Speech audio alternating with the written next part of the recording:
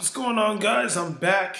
As you can see, I'm a Giants fan, so I am a little bit upset about the news of Odell Beckham going to the Browns. Top three receivers no longer with us, so that's like, that sucks. So clearly, the Giants are going to be in full rebuilding mode, trying to build around Saquon Barkley, who, I'm a big fan of. I think he's probably the most talented back we've had since Tiki Barber. So, um, you know, it is what it is. Then we got Jabril Peppers. Olivier Vernon's no longer on the team. So, yeah, we're just in rebuild mode. So, all right, it is what it is. But on to boxing. Uh, I know Earl Spence had, I guess everyone said he lashed out yesterday in the press conference. I don't know. I was kind of happy that he kind of just let it all out, I guess. Had that, built up angst, I guess, for the other PBC welterweights, kind of feeling what everyone else is feeling, that the top PBC welterweights have been avoiding him for the longest time.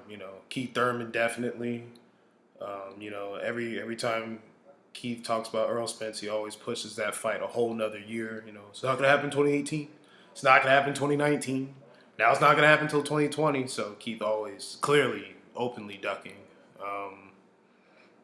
Danny Garcia, probably the smartest one of the three. He just don't even talk about Earl Spence unless it's brought up. And then Sean Porter kind of shot his own foot when he said Earl's the easiest fight to make. Then he fights a mandatory. Like I've said before, I wasn't mad that Sean wanted to fight a mandatory necessarily, just because he just got the belt for the first time in like 4 years, whereas Keith's been a champion, Danny's been a champion, 2-division world champ. But the fact that, like Keith's been saying he doesn't want to fight Earl Spence. Danny doesn't even mention Earl Spence, but Sean said in the ring on TV that he's the easiest fight to make, and then literally 10 minutes later in the press conference, he's talking about fighting mandatory. So you literally just went back against what you said, so that's not a good look. And like I said before,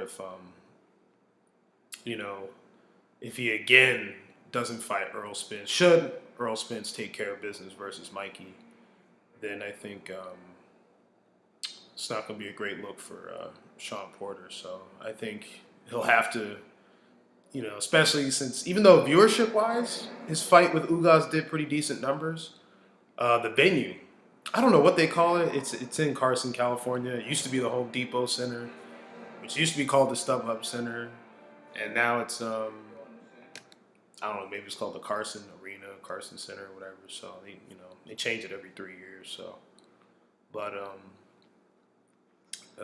didn't do great attendance numbers. Now, I heard it was kind of cold, but it's not the biggest venue. But Tank, like 2 weeks ago, it was like full. It was like sold out. Ryan Garcia was there.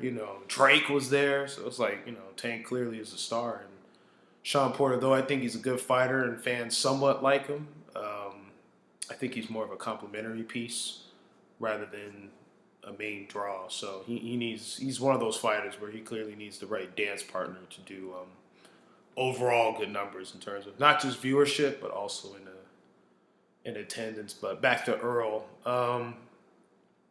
it just seems like he's ready. He's ready for the fight. Mikey looks ready. I would disagree with Earl on this. I don't think Mikey's arrogant. I think he's confident. He's like you. He's ready to go. Kind of has to be. He's a smaller guy. So he has to think he's better than you. If he doesn't, then why the hell are you fighting this dude? So to a degree, you have to have some type of extreme confidence or arrogance, however you want to say it. But it made me pumped up for the fight, man. I think it's going to be good. I already gave you guys my prediction. I believe Earl Spence will probably win by some type of stoppage. If I'm Mikey, I would definitely stress trying to push Earl back. I know his brother talked about, they saw a lot of weaknesses, specifically from the Kell Brook fight. Um, Obviously, that was Earl's most vulnerable performance. And rightfully so. You're facing an established champion in his backyard, so that makes sense. In your first title fight. Um, I think Earl, I think for Mikey to have real success, he has to kind of beat Earl to the punch and just force him to kind of be a counterpuncher, because that's kind of the one area I haven't seen from Earl Spence that I don't know if he's good or bad at it. I mean, he had one nice counterpunch against Kell Brook, but that's not really Earl's game. So I'm not saying Earl can't fight backwards, but I think he looked more vulnerable when he was fighting off the back foot than he was off the front foot. So, I think Team Mikey should probably try to push Earl back. Now, it could be dangerous because you are fighting the naturally bigger guy. So, um, you kind of have to, I would say, mix it up. But I would probably try to do more of the Canelo Triple G2 route and try to push the bigger fighter back rather than where your counterpunching ability can take full effect. The only problem is that Canelo had really good hand speed and is a good counterpuncher and good overall head movement. I don't think Mikey really has head movement. I don't think he has hand speed advantage. I think he's just the better counterpuncher, but that's because of his feet. So he has to be in the right position for that. If he's not, then I don't know if he can even have that advantage. So I'll just have to see on fight night.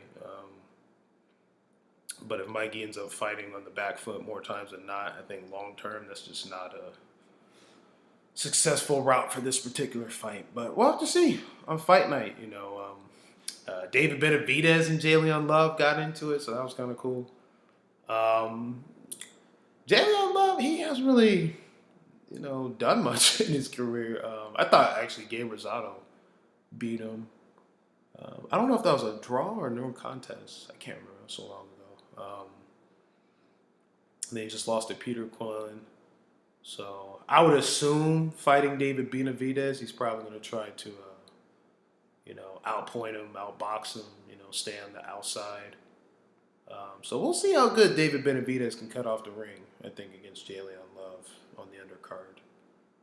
Because I like David Benavidez' combination punching. He's got good hand speed for a big guy, decent power. He's young. He's only like 22, so. But I like David Benavidez. We'll see what happens. No, so I don't know who will win between. I'm gonna pick him to beat Jalen Love, but we'll see what happens because we haven't really seen anyone try to outbox David Benavidez per se, or at least we haven't seen him against that style. Not that Jalen Love is, Sweet Pete Whitaker or anything, but he's not a bad boxer. So we'll just have to see what happens. But just wanted to share my thoughts on yesterday's press conference for the big fight coming up in a couple of days with Earl Spence versus Mikey. Let me know what you guys think. Let me know what you guys think. Comment, like, subscribe, thoughts on future videos and whatnot. What do you think about the Giants? Get rid of Odell Beckham. Stupid, but hey, it is what it is. Other than that, you guys have a good one. I'm out.